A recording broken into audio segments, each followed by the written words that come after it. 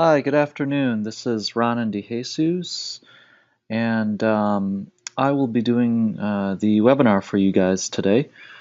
Um, First, a little bit about myself. I've been with the company for 12 years, and I am here to help your lives in the classroom, in and outside of the classroom.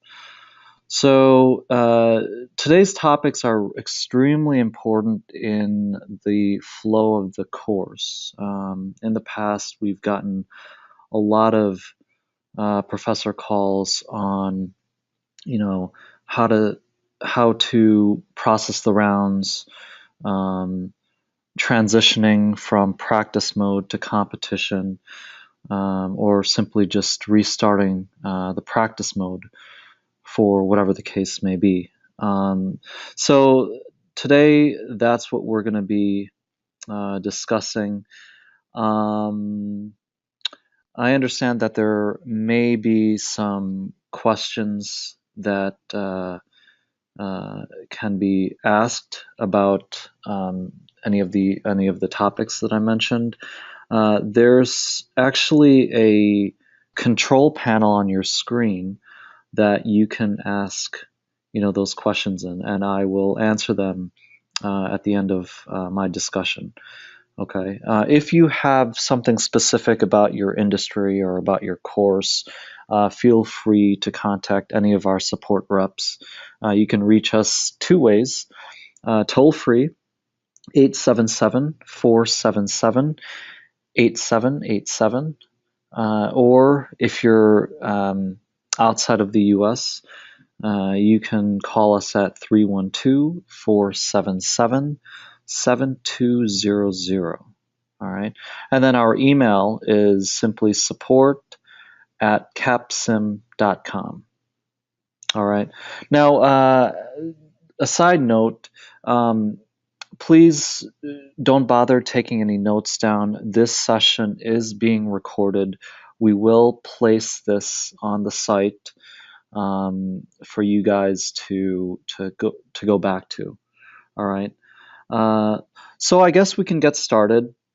I'm going to start this session off by logging into a game of mine. You all know how to access the course page. All you do is enter your user ID and password from our homepage, capsim.com. You're going to see a list of active courses here. So for demonstration purposes, I'm going to click on my test course. And you can schedule the rounds to process automatically. Most of our professors usually process rounds automatically. A lot of deadlines tend to be at night, and so professors don't want to go to our homepage at night when they should be sleeping and process the game manually. So let me show you how to make your life easy. All you got to do is go to Manage Course and Schedule Rounds. And the screen will show you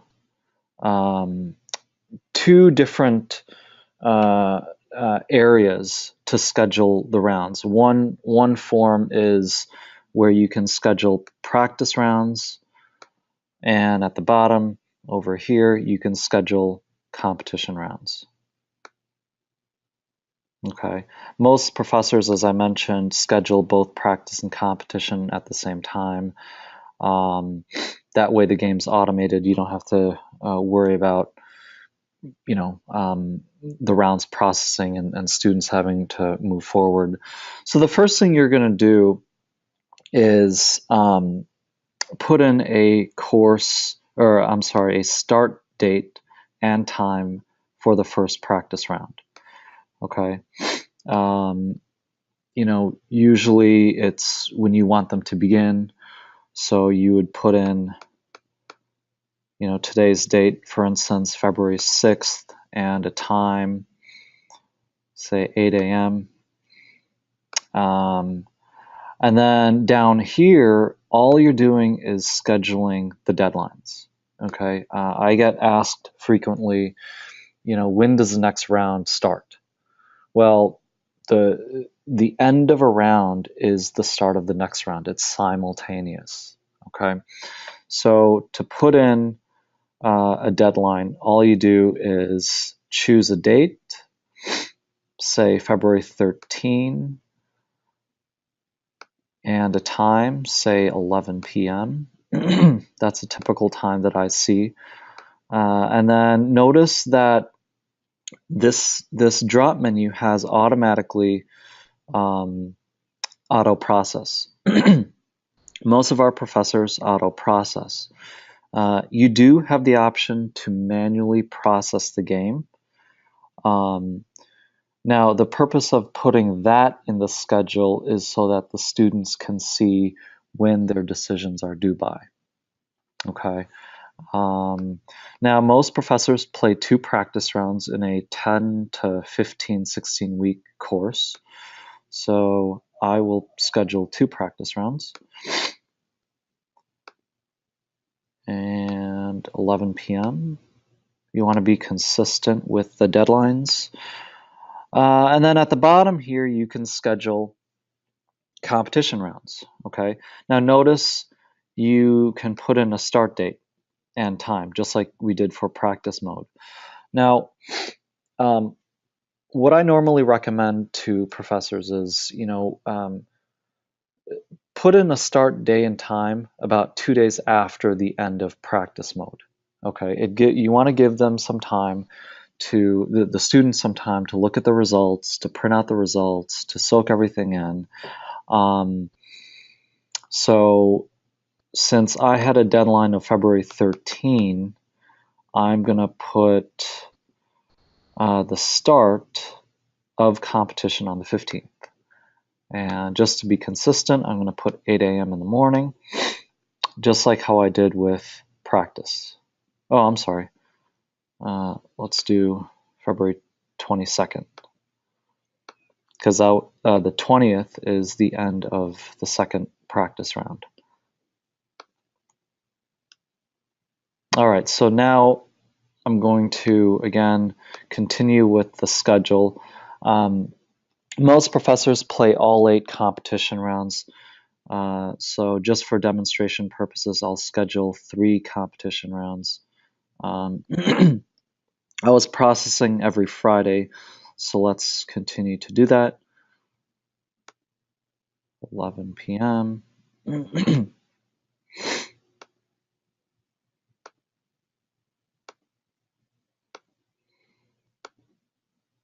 March 6th. And then our final round, just for, again, demonstration purposes, we'll do 3 rounds. That will process on the 13th of March. Okay. Now, for the system to accept the schedule, you have to submit the form. And you update the system by clicking here. Okay. Click here to update course. Once you do that, the students can see the schedule on their end. They'll see it on a round-by-round basis. And from an instructor standpoint, you'll see it over here, and you'll also see it on your dashboard. So let me show you the dashboard.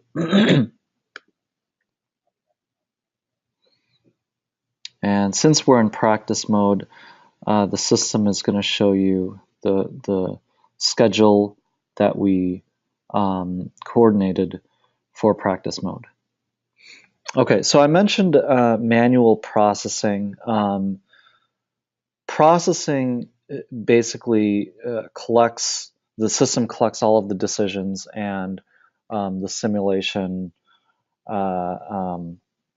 runs through algorithms and results are delivered. Now, this process or this function is usually done automatically, like we had scheduled the rounds, but it's also oftentimes done manually.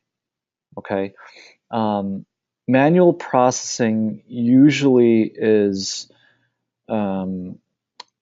performed when you're actually doing the rounds in class. Okay. Um, and it's not that difficult. All you do is just a matter of clicks. To manually process the game, you go to Manage Industry and you go to Process Round. Okay. Next thing you do, you hit Continue to Step 2. And if you're not going to issue if you're not going to issue a consulting fee or a cash injection for troubled teams, then just hit Continue to Step 3. Excuse me.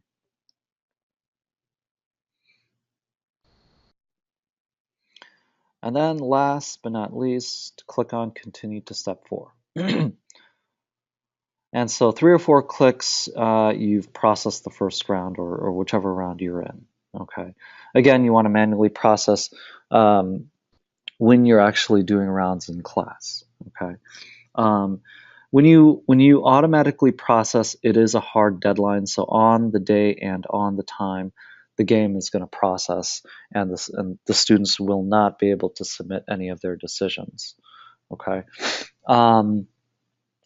Now, when practice mode is done, okay, and you want to start competition, just because you put in a schedule here to start competition on this day and time, when this day and time arrives, it doesn't mean that competition will begin. You actually have to alert the system to transition, okay, and that's by design. Now, you can manually restart the game.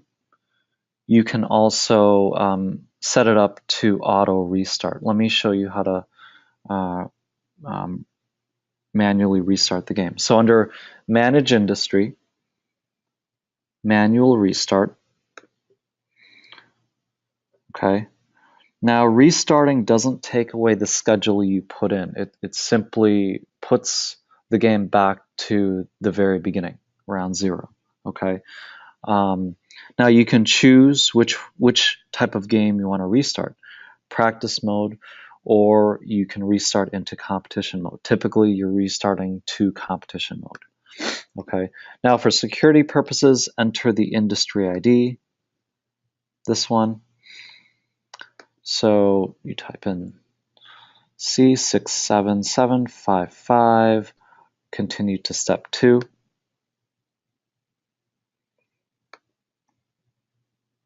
Continue to step 3.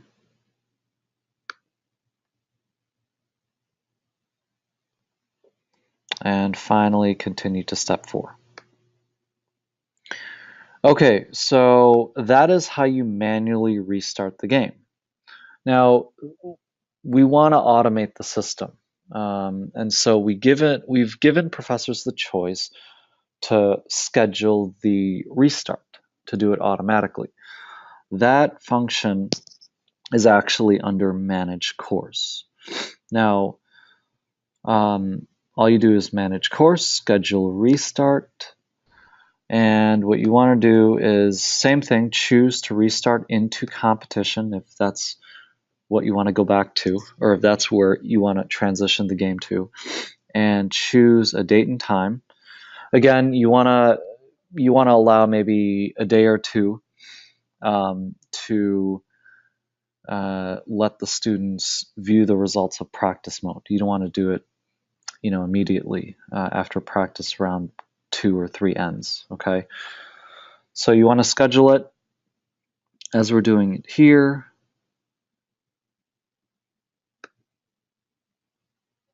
Or February 22nd. And there are 4 times you can set the auto restart: 9 a.m., 2 p.m., 6 p.m., and 10 p.m. And these times are Eastern Standard Times. You can actually change your time zone in the admin menu here. But just for demonstration purposes, suppose we're on the East Coast. These are the times you can auto restart. Okay, so I'm going to choose a time, say 9 a.m., hit schedule restart, and voila. the game on that day and time will restart. Now, how do you know this is going to happen? Well, on your dashboard, we give you a notice. And it says here, we are going to restart into competition on this day and time. Okay, and yeah, that's how you schedule the restart to do it automatically. Now, you're probably wondering what the difference is between practice and competition. Well, there really is no difference. Functionally, everything's the same. Mechanically, the game's the same. Um, you can think of practice as a preseason game. Okay, they're playing the game, but it doesn't count. Okay, the only difference is the name. Okay, and a lot of times students are just experimenting in practice mode. So that's what you want to tell the students. Get with your team, um, go through different strategies, different decision-making processes, and if you're going to make mistakes or if you're going to experiment, do it in practice mode. Once competition round begins, that's when the game actually counts, and that's what professors are grading. Okay. Now, suppose you scheduled a deadline. Oftentimes, students miss the deadline for whatever reason. Now, what the system does is it looks to see if any of the teams had made any decisions. If the system recognizes at least one decision made, period, by one team, then the game will process on the day and time you scheduled. Okay. Now, what happens to the teams that didn't make decisions? Well, they are pretty much stuck with the old decisions. So if round one processes and two teams didn't make any decisions, they're going to be stuck with older products. They're going to be stuck with the same marketing efforts that the previous management team in round zero performed. Okay, so in other words, they'll be playing from behind. Generally, that is not a good idea, just because of the way the game works and how the segments move. You don't want to fall behind. Okay. So, another question I get asked is, do you need to schedule the rounds? Most professors do, and it's nice for students to see when rounds are due, whether you're manually processing it or automatically processing it. So I recommend putting in deadlines just so that the students know what to expect. Okay, it's the same reason why you give them a syllabus, because it's nice for them to know what to expect in the course. Okay, I'm going to check here really quickly to see if there are any questions. Excuse me. If not, yep. Okay, so there are no questions. Again,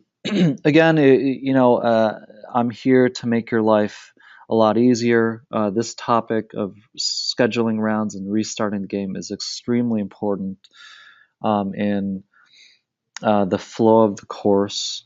You don't want to be interrupted by students not knowing when the rounds are processing or when competition begins. So this is really important for you guys.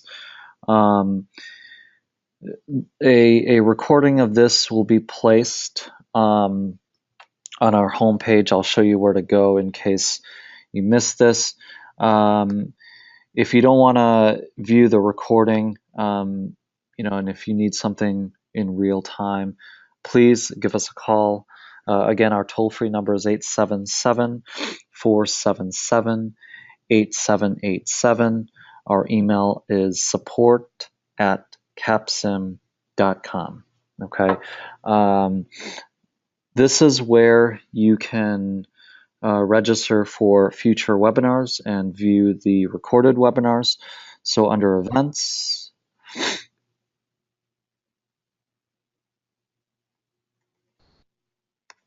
and scroll down, hit webinars. All right, so for professors, notice that you can watch the previous recorded webinars that we've done. And to register for the next one, all you do is click on Play It Forward, and you can register by entering the information here. Okay, and again, view the recordings.